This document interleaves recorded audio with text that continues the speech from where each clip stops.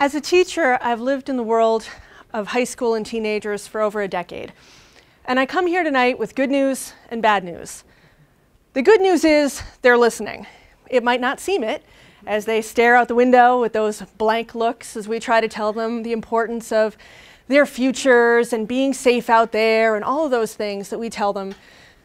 It doesn't seem like they're listening, but they are. They're listening to what we say and they're taking it in. That's the good news, but it's also the bad news. Because sometimes in an attempt to keep our kids safe and to give them this great advice, we actually do harm to them. So what I'm going to talk about tonight are some of the lies that we tell kids and the reasons that we need to stop. The first one. If you do something foolish and it ends up on social media, it will haunt you for the rest of your life. We say this because we worry so much about the intertwined worlds that our kids live in, and we want so much to keep them safe. We worry about them sexting a boyfriend and having that picture get out there. We worry about them taking a picture of themselves drinking at an underage house party and having that go viral. We don't want them doing this stuff, obviously, but we also don't want it making its way out there, and we don't want to think about the damage that it's going to do to our kids. So we say things like haunt you for the rest of your life, not realizing sometimes that those words actually resonate. Kids live these days in the world of social media thoroughly and completely. They document every moment of their lives on Twitter and Instagram. Everything that they do is in some way public. And they've become savvier. So now, knowing this, hearing this haunt you for the rest of your lives, they've moved on to things like Snapchat, where they live in this world where they think that they can post something and it'll disappear in a few minutes. And with that anonymity, they have that freedom. What they don't necessarily realize is that those images aren't really gone forever. They're actually not all that difficult to retrieve. And so when those images resurface, oftentimes there are damaging consequences for them. The other reason, though, that it's really important, the other reason that it's very important for us to pay attention to what we're saying is that not all of those images that end up out there are consensual. Oftentimes they're not. Kids make bad choices sometimes, and the images find their way into social media. So you have kids who pass out at parties and wind up drawn all over in Sharpie. You've seen them. Oftentimes they laugh them off, especially boys, because they don't want their friends to think that they can't take a joke. But the reality is, it's damaging. There are other images that we've seen in the last year, even more so. We've seen images and videos of girls being raped at parties, where the videos have gone viral. Boys who have had their first, sometimes consensual relations with other boys, where those images, unbeknownst to them, have gotten out there and gone viral. When we tell kids that these images will haunt them for the rest of their lives, we're talking about the images that we think that they're posting intentionally as part of the impulsiveness that's part of being a teenager. But the other kids are hearing it too. And that term, haunt you for the rest of your life, can be devastating to them. And we have to know this. The next lie. Colleges look at everything, and one bad grade can ruin your future.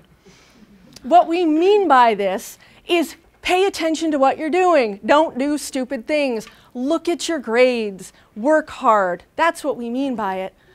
But kids don't always hear it the same way. We put a tremendous amount of pressure on our kids to succeed. And while we're thinking about their futures and where we want them to end up, we're not always paying attention to where they are in the moment. I had students this year who watched a documentary on the stress that they feel in school, the academic pressures they face. And of the 42 students who responded, over 20 of them wrote something similar to what I'm going to read to you. This girl wrote, "If you were to ask me if I ever wanted kids, I'd tell you no.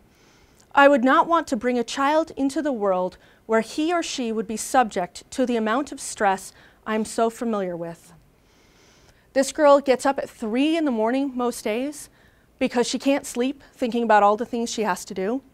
She's involved in 8 extracurricular activities, and she has a job after school. By the time she gets home at 8 or 9 o'clock at night, she starts her 4 to 5 hours of homework, and this is day after day after day. She has no time for friends, she has no time for fun, she has no time for family, for rest, or for any kind of diversion.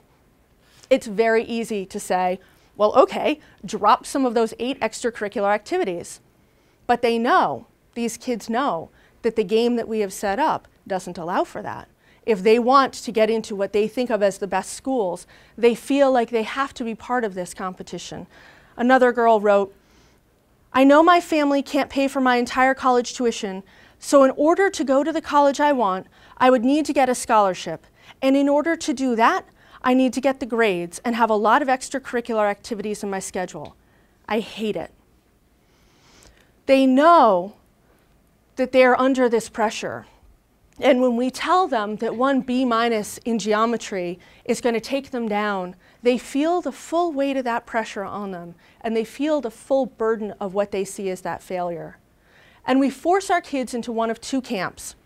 They can either play the game of school, and some of them do, and they play it very, very well. They strive for the A's, they know how to get the grades, they know what they need for scores and for academics and for extracurriculars, and they play the game, and we celebrate them for it.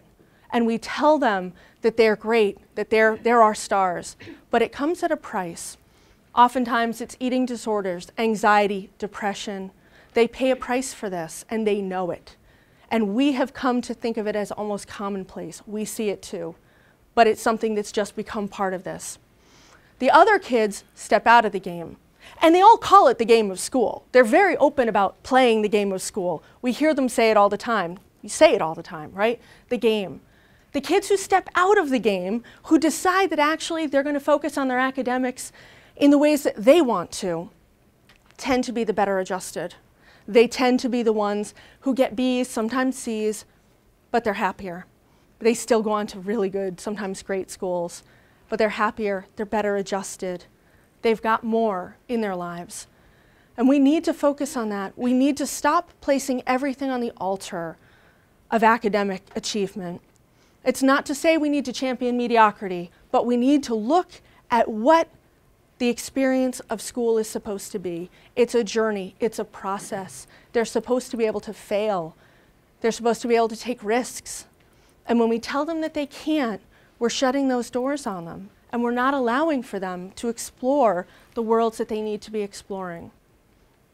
The last one. This is my favorite. These are the best years of your life.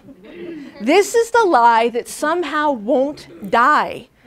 Every single year I teach Catcher in the Rye, and every single year I ask my students how many of them have heard this most debilitating of all platitudes. And every year at least 6 in every class raise their hands. And it is a terrible thing to tell kids. It's like handing them a loaded gun. These are the best years of your life. This is it. This is it. The pressure to achieve, the images, embarrassing or devastating, gone viral, all of this represents the best it's ever going to be. And from here on out, it's just a long, slow slope to the grave. We have to stop telling kids this because it is simply not true. It is not true.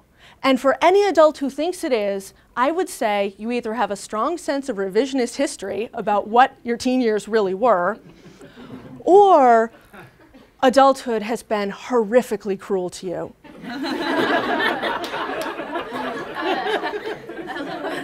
Because these are not. They are not the best years. They're not, I promise. Some great moments? Absolutely. Fantastic friends? Certainly. Maybe even a love that takes you through a lifetime. But they are not the best years of one's life. And to say that they are takes away hope that kids desperately need, that the things that they're going through will in fact get better, that there is a future worth moving toward. We bury too many of our kids too young. And every time we do, we look around us and we look for answers, and we look to bullying, and rightly so. And we look at the pressure that our kids are under, and we should. But if we're honest, we also have to look at ourselves, and we have to look at what we're telling our kids.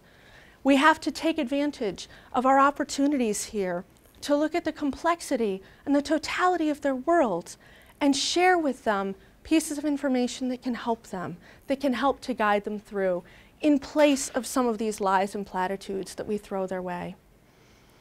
And if we think about it, if we know that kids are listening, and they are, and we know that our words carry weight, and they do, then what we need to think about are what truths can we share. Thank you.